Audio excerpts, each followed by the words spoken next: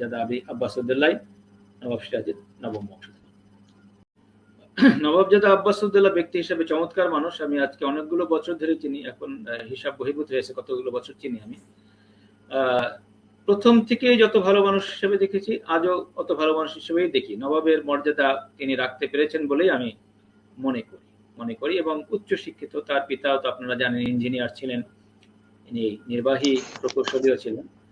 তিনি নিজেও উচ্চ শিক্ষায় শিক্ষিত, বিশ্ববিদ্যালয় সমাপ্ত করেছেন। লেখক, এই যে একটা বই আমি পাশে রেখেছি ওনার লেখা, এই যে লিখতে পারার গুণ, এটা কিন্তু সবার থাকে না, সবারই গুণ আছে। লিখতে পারার গুণ একটা স্পেশাল গুণ।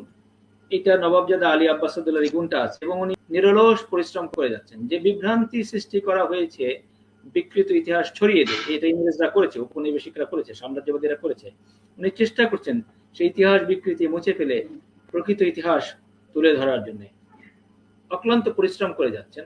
আমি এর জন্য ওনাকে সাধুবাদ জানাই। আপনারাও দেখেছেন নবাব সিরাজের প্রতিলিপি বলা যায়, তাই না? নবাবজাদা আলী আব্বাসউদ্দৌলাকে প্রতিলিপি বলা যায়। আমার দেখে মনে হলো নবাব সিরাজই কি এসে আমার সামনে দাঁড়িয়েছেন, এরকম মনে হলো আমার কাছে আর কি। তারপর আমি ওনাকে নিয়ে গেলাম আমার অফিসে, তারপর আমি দীর্ঘ সময় কথা বলি।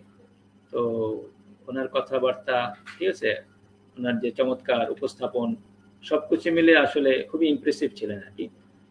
তারপরে আমরা সিদ্ধান্ত নেই যে আমরা একসাথে কাজ করে যাব। তো দেশকে ভালোবেসে নবাব সিরাজের বংশধরদেরকে একটা উপাধি দেওয়ার চিন্তা ভাবনা করলাম। উপাধি আসলে তার সত্য উপাধি, ওনার নবাবজাদা আব্বাসউদ্দৌলা।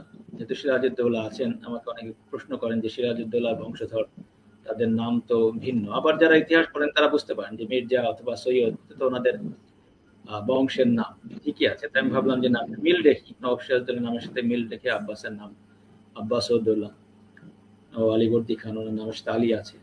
তো এইভাবে নবাবজাদা আব্বাসউদ্দৌলা অথবা নবাবজাদা আলী আব্বাসউদ্দৌলা উপাধি আমি একা না, আলোচনা করেছিলাম মুরব্বীদের সাথে, আমরা সবাই মিলেই আমরা এই সিদ্ধান্ত নেই। এটা কোনো মানে ঋণ শোধের জন্য না, ঋণ শোধ হবে না। নবাব সিরাজ যেভাবে শহীদ হয়েছেন আমাদের জন্য, এই ঋণ শোধ হওয়ার না, ঋণটা স্বীকার করার জন্যই আমাদের এই প্রচেষ্টা।